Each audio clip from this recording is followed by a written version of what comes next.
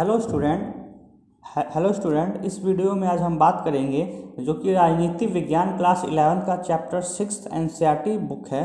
जो कि हम बात करेंगे आज नागरिकता, यानी नागरिकता को लेके कि आपको पता होगा कि सिटीजनशिप यानी नागरिकता क्या होती है। यानी नागरिकता के संदर्भ में हम देख सकते हैं कि नागरिकता क्या होती है, यानी किसी भी देश में एक ऐसा व्यक्ति, एक ऐसा इंडिविजुअल जो कि उन्हें वो सभी अधिकार प्राप्त होते हैं जो कि एक व्यक्ति को है, वो जो कि दूसरे व्यक्ति को भी वो सेम अधिकार है वो प्राप्त होते हैं। फॉर एग्जांपल अगर हम बात करें तो हम एक देश में हम देखते हैं कि जो मौलिक अधिकार यानी वोट देने का अधिकार, कहीं भी आने जाने, प्रॉपर्टी खरीदने का अधिकार, जो भी ये सारे अधिकार हैं वो सेम दूसरे व्यक्ति को भी होते हैं। तो ये अधिकार है वो कब दिए जाते हैं, तो ये अधिकार हम देखते हैं कि जो भी किसी भी देश का नागरिक होता है, यानी किसी भी देश के बाउंड्री के पर्टिकुलर वो नागरिक होता है, उनको ये अधिकार है वो मिलते हैं, यानी सिटीजनशिप मिलता है। तो जो भी देश में जो भी नियम कानून है, जो भी अधिकार है, उनको व्यक्ति को है वो मिलता है। तो हम इस वीडियो में आगे यही डिस्कस करेंगे नागरिकता को लेकर कि नागरिकता क्या है। तो आगे हम देखते हैं कि नागरिकता यानी सिटीजनशिप है वो क्या है, नागरिकता क्या है। तो हम इस कॉन्टेक्स्ट में देखते हैं कि जो नागरिकता है उससे अभिप्राय क्या है। तो हम देखते हैं कि एक राजनीतिक समुदाय की पूर्ण और समान सदस्यता से है, जिसमें कोई भेदभाव नहीं होता। यानी नागरिकता का अभिप्राय ये है कि एक ऐसा समुदाय जहाँ पे कोई भेदभाव है वो नहीं होता, यानी सभी जो भी व्यक्ति है, जो भी समुदाय है, वो सभी है वो देश में समान माने जाते हैं। जो भी नागरिक है वो देश में है वो समान माने जाते हैं। उन्हें जो भी अधिकार एक व्यक्ति को है वही सेम अधिकार है वो दूसरे व्यक्ति को भी प्राप्त होता है। यानी कहने का अभिप्राय है कि इसमें कोई भेदभाव है वो नहीं होता किसी भी रूप में। आगे हम देखते हैं कि राष्ट्रों ने अपने सदस्यों को एक सामूहिक राजनीतिक पहचान के साथ कुछ अधिकार भी दिए हैं। यानी कोई भी कंट्री है, कोई भी स्टेट नेशन है, वो अपने सदस्य का अभिप्राय कि जो भी उसके देश के अपने नागरिक हैं उनको एक सामूहिक राजनीतिक पहचान के साथ कुछ अधिकार है वो देता है। इसलिए हम संबद्ध राष्ट्र के आधार पर स्वयं को भारतीय, जापानी या जर्मन कहते हैं।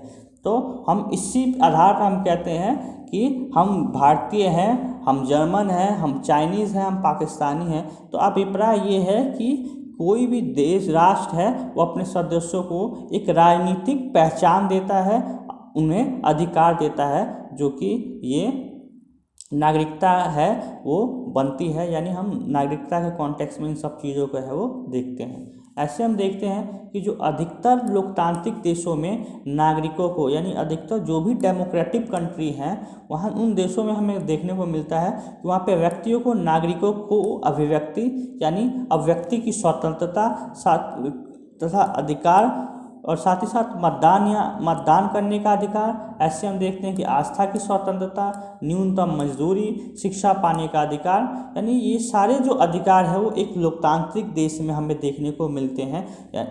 ये सारे अधिकार हैं हमें इन देशों में देखने को मिलता है। ऐसे हम देखते हैं कि जो नागरिक होते हैं वो आज जिन अधिकारों का प्रयोग करते हैं उन्होंने एक लंबे संघर्ष के बाद प्राप्त किया है। यानी अगर हम अधिकार को लेकर देखें तो हम देखते हैं कि जो ये अधिकार जो एक व्यक्ति को आज प्राप्त है वो एक लंबे संघर्षों के बाद कहीं ना कहीं उन्हें आज वो मिला है। फॉर एग्जांपल अगर हम बात करें तो हम देखते हैं कि 1789 यानी 1789 में जो फ्रांसीसी क्रांति हुई, फ्रांस के अंदर जो क्रांति हुई, वहाँ हम देखते हैं कि फ्रांसीसी क्रांति के साथ एक व्यक्ति को अधिकार मिले कि स्वतंत्रता, समानता, जो बंधुत्व का सिद्धांत है वो हमें फ्रांसीसी क्रांति को देखने को मिलता है। ऐसे हम दक्षिण अफ्रीका में देखते हैं कि समान नागरिकता प्राप्त करने के लिए एक लंबा संघर्ष करना पड़ा। यानी समान नागरिकता प्राप्त करने के लिए जो कि हमें दक्षिण अफ्रीका में जो रंग भेद नीति है उसे कॉन्टेक्स्ट में देखने को मिलता है। ऐसे हम देखते हैं कि जो नागरिकता से जो संबंधित प्रावधान है वर्णन संविधान के 3 खंड तथा संसद द्वारा तत्पश्चात पारित कानूनों से हुआ है। यानी हम इंडियन कॉन्टेक्स्ट में बात करें तो हम देखते हैं कि जो नागरिकता है जो कि भारतीय संविधान में वर्णित है कि कौन कौन से नागरिक हैं जो कि भारतीय नागरिक कहलाएंगे। तो हम इसलिए नागरिकता संबंधी जो प्रावधान है वो हमें जो भारतीय संविधान है, जो इंडियन कॉन्स्टिट्यूशन है, उसे 3 खंड में हमें देखने को मिलता है। आगे हम देखते हैं कि नागरिक कौन है। यानी नागरिक हम किसे कहेंगे, तो एक ऐसा व्यक्ति जो किसी राज्य या देश का पूर्ण सदस्य हो। यानी कोई ऐसा व्यक्ति हो जो कि कोई ऐसा व्यक्ति हो जो कि किसी भी देश में पूर्ण रूप से रहता हो, वहीं पे परमानेंट उसका निवास हो, तो हम उसे कह सकते हैं कि वो एक तरह से नागरिक है, वो कहलाता है। यानी नागरिकता के लिए भी कहीं ना कहीं ना कहीं एक क्राइटेरिया होता है कि कौन व्यक्ति है वो नागरिक होता है। तो नागरिक हम कह सकते हैं कि एक वह व्यक्ति जो कि किसी भी राज्य में एक तरह से पूर्ण सदस्य है, वो नागरिक कहलाता है। और विदेशी, ऐसे हम देखते हैं कि नागरिक क्या है, नागरिक यानी ऐसा व्यक्ति जो अपने देश में शुरुआती से ही यानी जन्म से ही रह रहा हो। ऐसे हम विदेशी देखते हैं, विदेशी फॉरेनर यानी फॉरेनर है कि ऐसा व्यक्ति जो अपने देश को छोड़कर किसी अन्य देश में परमानेंटली नहीं, स्थायी रूप से नहीं, कुछ समय के लिए है वो जाता है। फॉर एग्जाम्पल शिक्षा के लिए या रोजगार के लिए, तो कहीं ना कहीं हम उसे विदेशी कहते हैं। जैसे हम भारत में भी देखते हैं कि कहीं ना कहीं बहुत सारे जो देशों के जो लोग हैं वो भारत में आते हैं, अब भारत के भी लोग हैं वो कहीं ना कहीं बहुत सारे देशों में जाते हैं। तो विदेशी वो व्यक्ति होता है जो किसी अन्य राज्य का है, वो नागरिक होता है, यानी किसी दूसरे देश का वो नागरिक होता है, परंतु वो अस्थायी रूप से दूसरे देश में है वो जाता है। यानी अस्थायी, परमानेंटली नहीं, अस्थायी रूप से। और ऐसे व्यक्ति को उस राज्य में क्या कहा जाता है, उस देश में उसमें कहा जाता है कि वो विदेशी नागरिक है, वो है। आगे हम देखते हैं कि नागरिक और विदेशी में अंतर क्या है। यानी एक नागरिक को क्या अधिकार है, विदेशी को क्या अधिकार है। तो हम इनको अंतर में देखें स्टूडेंट, तो हम देखते हैं कि जो एक नागरिक होता है, यानी जो कोई भी कंट्री, देश का परमानेंट स्थायी सदस्य होता है, तो पहला है कि जो उसका निवास होता है वो स्थायी होता है। यानी वो जन्म से लेकर जो अपने मृत्यु तक है वो स्थायी वहाँ बना रहता है नागरिक। ऐसे हम देखते हैं कि जो अधिकारों पे उनका जो दावा होता है वो सभी राजनीतिक अधिकार प्राप्त होते हैं। यानी उस देश में जो भी अधिकार है उस व्यक्ति को प्राप्त होते हैं, किसे, नागरिक को। ऐसे हम जो कर्तव्य होते हैं, इन्हें राज्य के सभी कानूनी कर्तव्य का पालन करना अनिवार्य होता है। यानी जो भी कर्तव्य है एक व्यक्ति का देश के प्रति है, एक राज्य के प्रति है, उनका पालन करना अनिवार्य होता है। ऐसे हम प्रतिबंधों की बात करें तो इन्हें राज्य में घूमने व निवास करने पे कोई प्रतिबंध नहीं होता। यानी जिस देश का नागरिक होता है वो स्टेट के किसी भी एक कोने से दूसरे कोने कहीं भी आ जा सकता है, कहीं भी निवास कर सकता है, कहीं भी रह सकता है। तो इस प्रकार इसमें कोई प्रतिबंध नहीं होता किसी देश के नागरिक को, यानी सभी अधिकार वो प्राप्त होते हैं। ऐसे अगर हम विदेशी के कॉन्टेक्स्ट में देखें, विदेशी के तौर पे देखें कि किस प्रकार विदेशी क्या है, तो हम देखते हैं कि जो उसका निवास होता है वो अस्थायी होता है। यानी एक विदेशी है वो एक जगह अपने देश को छोड़ के दूसरे देश में कुछ समय के लिए जाता है। ऐसे अगर हम अधिकारों की बात करें तो इनको सिर्फ सामाजिक अधिकार प्राप्त होते हैं, यानी कुछ ही अधिकार प्राप्त होते हैं सामाजिक अधिकार, बाकी जो अन्य अधिकार हैं इनको प्राप्त नहीं होते। फिर अगर हम बात करें, हमने राजनीतिक अधिकार में देखा कि वोट देने का अधिकार है, चुनाव लड़ने का अधिकार है, तो ये जो सारे अधिकार हैं वो एक विदेशी को है वो प्राप्त नहीं होते। ऐसे हम अगर कर्तव्यों की बात करें तो ये अपने मूल देश के प्रति ही वफादार होते हैं। यानी जो विदेशी होते हैं उनका अपने देश के प्रति कर्तव्य होता है, वो अपने देश के प्रति ईमानदार होते हैं, वो अन्य देशों के कानूनी कर्तव्य के पालन के लिए है वो बाध्य है, वो नहीं है। ऐसे अगर हम प्रतिबंधों की बात करें तो हम देखते हैं कि इन्हें एक निश्चित समय सीमा जगह में निवास करना पड़ता है। यानी वो विदेशी है वो जिस देश में गए हैं तो उन्हें एक पर्टिकुलर जो स्थान है, जो क्षेत्र है, वहीं पे उन्हें निवास करना होता है। आगे हम देखते हैं कि नागरिकता के प्रकार कितने प्रकार के हैं। यानी एक नागरिकता है, यानी जो सिटीजनशिप मिलती है वो कितने प्रकारों की होती है, जो कि इम्पॉर्टेंट है पेपर पॉइंट के व्यू से। तो हम देखते हैं कि जन्मजात, यानी एक ऐसा व्यक्ति जो कि जन्म के ही आधार पर उसे जन्मजात नागरिकता है वो प्राप्त हो जाती है। यानी एक ऐसा व्यक्ति जो कि जन्म से किसी देश में अगर जन्म होता है किसी देश में, तो उसे नागरिकता है वो प्राप्त हो जाती है किसी व्यक्ति को।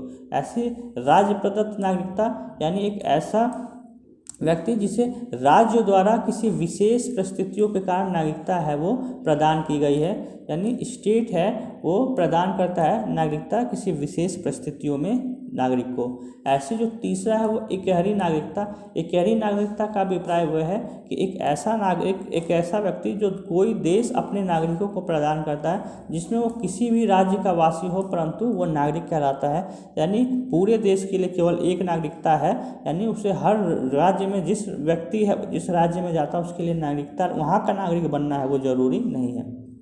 ऐसी दोहरी नागरिकता से अभिप्राय है, जैसे अगर हम इकहरी नागरिकता के पे देखें तो हम देखते हैं कि भारत में है वो इकहरी नागरिकता का है वो प्रावधान किया गया है।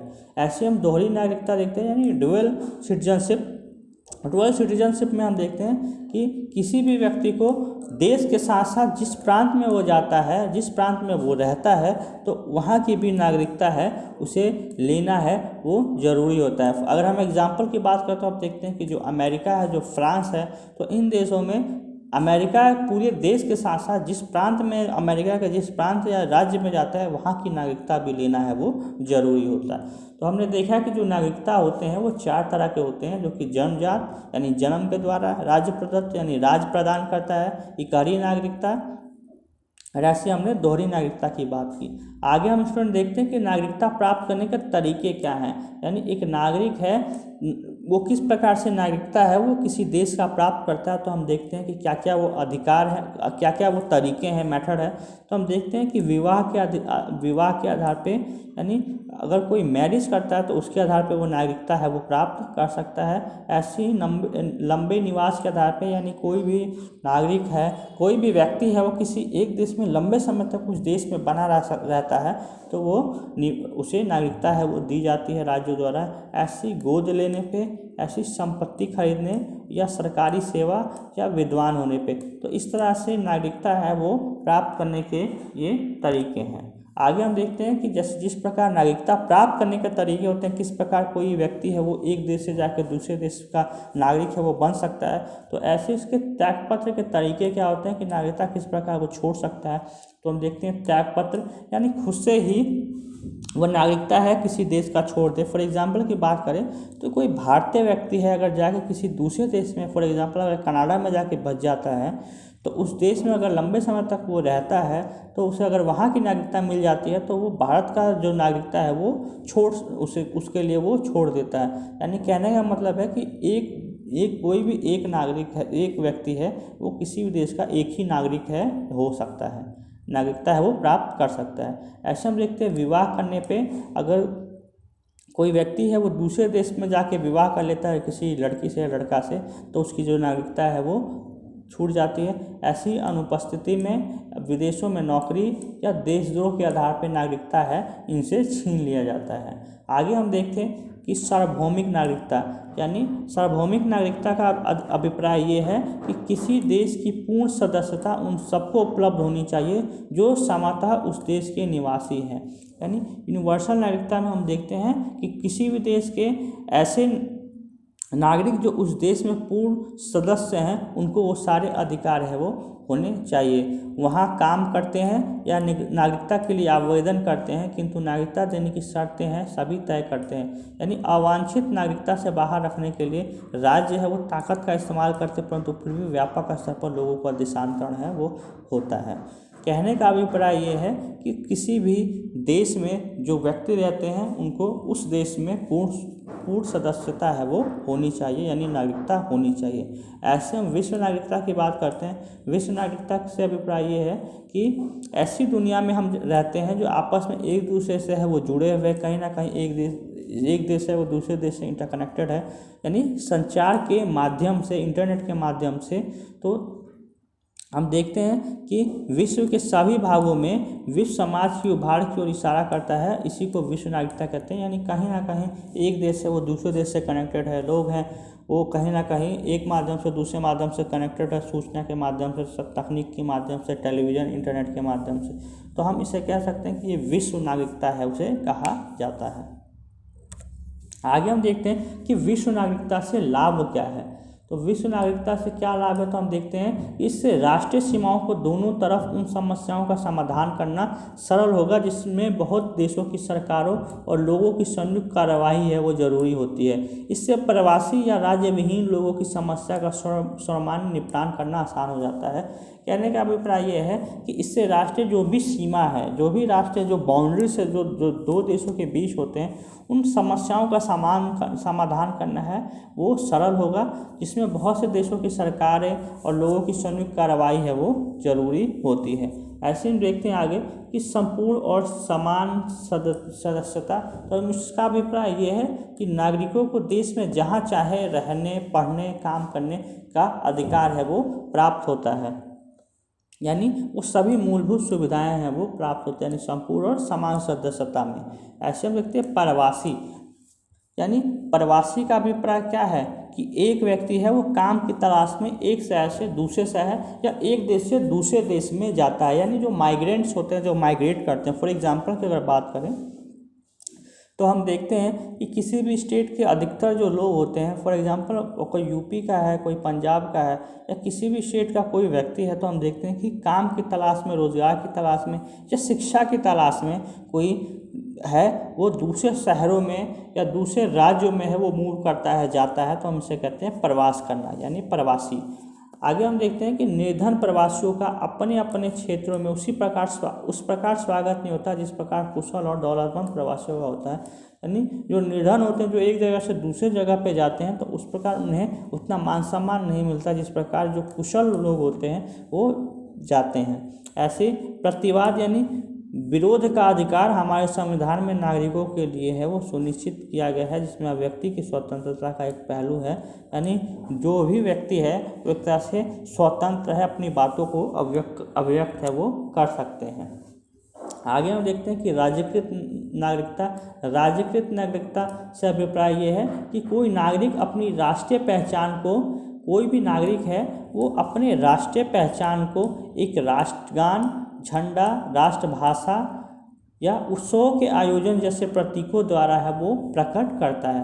यानी अगर राजकृत नागरिकता में हम देखें तो हम देखते हैं कि हर देश में है हमें ऐसी व्यवस्था देखने को मिलती है। अगर हम बात करें फॉर एग्जांपल कि भारत, चाइना, श्रीलंका, तो हम देखते हैं कि जो वहाँ के जो नागरिक होते हैं उनकी एक राष्ट्रीय पहचान होती है, जो कि हमें राष्ट्रगान को, राष्ट्रभाषा से या झंडे से है हम, या उत्सवों के द्वारा हम उनकी पहचान है वो देखते हैं।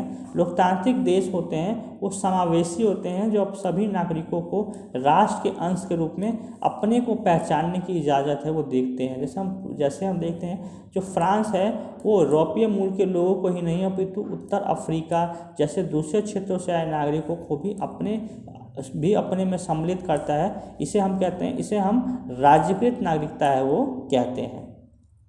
आगे हम बात करते हैं कि राज्यकृत नागरिकता के तरीके क्या है, तो हम देखते हैं इसमें पंजीकरण द्वारा, रजिस्ट्रेशन द्वारा, देशीकरण और वंश परंपरा और किसी भी भू क्षेत्र का राज्य क्षेत्र में मिलाना, तो इसके द्वारा हम देखते हैं कि ये नागरिकता है वो प्राप्त की जाती है। राज्यों द्वारा है व्यक्ति को नागरिकता है वो प्राप्त दी जाती है। आगे हम देखते हैं कि शरणार्थी, यानी शरणार्थी का अभिप्राय है जो रिफ्यूजीज होते हैं, यानी जो शरणार्थी जो कि एक जगह से दूसरे देश को छोड़ के दूसरे स्थान पे जाते हैं एक शरण लेने के लिए, यानी विस्थापन होना, इनका विस्थापित होना। तो ये जो शरणार्थी होते हैं वो एक जगह से दूसरे जगह क्यों जाते हैं, तो हम देखते हैं कि इनका विस्थापन होता है, यानी ये अपने क्षेत्र को छोड़ने के लिए मजबूर होते हैं, यानी विस्थापन होता है इनका मूल कारण है। वो एक शरणार्थी के लिए विस्थापन होता है वो मूल कारण है। जो लोग ना तो घर लौट सकते हैं और ना ही अपने कोई देश है उन्हें अपनाने को है वो तैयार होता है, वे राजविहीन या शरणार्थी कहलाते हैं। फॉर एग्जांपल अगर हम आधुनिक अभी की बात करें तो हम देख रहे हैं कि जो रूस और यूक्रेन में जो रिलेशन है, जिस प्रकार हम देख रहे हैं कि जो रूस और यूक्रेन में जो युद्ध जो चल रहे हैं उसमें हम देख रहे हैं कि जो यूक्रेन के अधिकतर जो मोस्टली जो पीपल्स हैं, लोग हैं, वो कहीं ना कहीं अन्य जो पड़ोसी जो देश हैं, पोलैंड है या दूसरे जो देश हैं, उन्हें में कहीं ना कहीं भाग के जा रहे हैं। तो एक प्रकार से वो अपने देश को छोड़ के जा रहे हैं, तो उन्हें हम कहते हैं, दूसरे देश में निवास कर रहे हैं, उन्हें हम कहते हैं शरणार्थी यानी रिफ्यूजीज। और जो ये विस्थापन होता है वो इसके निम्न कारण है। ये किस किस कारण होता है? तो युद्ध, यानी हम अभी देख रहे हैं कि जो रूस और यूक्रेन में जो युद्ध हो रहे हैं उसके कारण ये विस्थापन हो रहा है नागरिकों का, यानी नागरिक एक अपने देश को छोड़कर दूसरे देशों में जा रहे हैं। ऐसी अकाल की स्थिति में या उत्पीड़न की स्थिति में है वो ऐसा विस्थापन है वो होता है। ऐसे हम देखते हैं कि समान अधिकार से अभिप्राय क्या है कि कोई भी व्यक्ति है उनको समान अधिकार मिले, यानी शहरों में अधिक संख्या है हम देखते हैं कि झोपड़पट्टियों और अवैध कब्जों वाली भूमि पे बसे लोगों की है। यानी हम शहरों में देखते हैं कि अभी भी काफ़ी लोग होते हैं वो झुग्गी झोपड़ी में या अवैध भूमि पे कब्जा करके है वो लोग अपना जीवन निर्वाह करते हैं। यानी ये लोग हमें बहुत देखने को मिलते हैं। इनके बिना एक दिन भी नहीं गुजारा किया जा सकता। जैसे हम देखते हैं कि जो ये लोग होते हैं वो कहीं ना कहीं जो छोटे मोटे कार्य हो, जैसे सफाई कर्मी, फेरी वाला, घरेलू नौकर, नल ठीक करने वाला, ये जो सारे ये लोग होते हैं अधिकतर इन्हीं में से ये लोग हैं वो होते हैं। यानी सरकार है, स्वयंसेवी संगठन है भी इन सभी लोगों के प्रति जागरूक हो रहे हैं। और 2004 में एक राष्ट्रीय नीति बनाई गई जिसमें लाखों फुटपाथी दुकानदारों को स्वतंत्र कारोबार चलाने का बल दिया गया। यानी 2004 में सरकार ने एक राष्ट्रीय नीति बनाई, जो भी व्यक्ति जो फुटपाथ पे या फेरी वाले जो हैं वो अपना दुकान है वो स्वतंत्र रूप से कारोबार है वो कर सकें। इसी में हम आगे देखते हैं कि इसी प्रकार एक और वर्ग है जिसको नज़रअंदाज नहीं किया जा सकता। वो है, हम देखते हैं कि जो वनवासी हैं, जो आदिवासी समूह हैं, ये लोग अपने निर्वाह के लिए जंगल और दूसरे प्राकृतिक संसाधनों पे निर्भर है वो रहते हैं। ऐसे हम देखते हैं कि नागरिकों के लिए समान अधिकार का अर्थ है कि एक ऐसी नीतियाँ बनाना या नीतियाँ बनाते समय भिन्न भिन्न लोगों की भिन्न भिन्न ज़रूरतों को उनकी पूर्ति करना। यानी एक समान अधिकार से अभिप्राय ये है कि जो भी नागरिक है उनके लिए भी एक ऐसी नीति बनाना जो अन्य लोगों की तुलना में दोनों के लिए है वो कहीं ना कहीं समान हो। आगे हम बात करते हैं कि प्रतिवाद के तरीके क्या हैं। तो प्रतिवाद के तरीके देखते हैं कि नागरिक समूह बनाकर, यानी किस प्रकार से एक डिमांड करना, अपोज करना, सरकार का विरोध करना या अपनी मांगों को रखना। तो हम देखते हैं कि नागरिक समूह बना के, यानी एक सोसाइटी का निर्माण करके, ऐसे ऐसे प्रदर्शन करके, ऐसे देखते हैं हम कि मीडिया का इस्तेमाल करके, राजनीतिक दलों से अपील करके, यानी जो पॉलिटिकल पार्टी से उनसे अपील करके ताकि वो भी जनता की मांगों को रख सके। पक्ष में जो सरकार है उनके समक्ष ऐसी अदालत में जाकर या सरकारी नीतियों को परखने और प्रभावित करने के लिए स्वतंत्र है। ये हमारे प्रतिवाद के हैं वो तरीके होते हैं। ऐसे हम देखते हैं कि नागरिक और राष्ट्र क्या होता है। यानी एक व्यक्ति है वो कहाँ निवास करता है, वो करता है राष्ट्र में। तो राष्ट्र और नागरिक में क्या संबंध है? तो हम देखते हैं कि भारतीय संविधान में अनेक विविधतापूर्ण समाजों को समायोजित करने का प्रयास है वो किया गया है, जिसमें हम देखते हैं कि समाज में ऐसे अलग अलग समुदाय हैं। जैसे देखते हैं कि जो अनुसूचित जाति, अनुसूचित जनजाति, ऐसे पिछड़ा वर्ग, अल्पसंख्यक वर्ग, महिला, यानी ऐसे कुछ ऐसे जो समुदाय हैं जो कहीं ना कहीं अभी भी समाज में है वो पिछड़े हुए हैं। उन समुदाय को पूर्ण और समान नागरिकता का प्रयास देने का है, समान नागरिकता देने का है वो प्रयास किया गया है। कहीं ना कहीं उनके भी अधिकारों को जीवंत रखा गया है ताकि वो भी अपने अधिकारों का है वो प्रयोग कर सके। और जो समाज में समान जो स्थिति है वो समाज के सभी समुदाय में है वो समाज स्थिति है वो एक तरह से हो सके। तो हम इस वीडियो में हमने देखा कि नागरिकता है वो कितने प्रकार की होती है, नागरिकता क्या है और प्रतिवाद के तरीके क्या हैं, नागरिक और राष्ट्र में क्या अंतर है। तो इसी प्रकार हम अगले वीडियो में नेक्स्ट टॉपिक को लेकर डिस्कस करेंगे। वीडियो देखने के लिए बहुत बहुत धन्यवाद।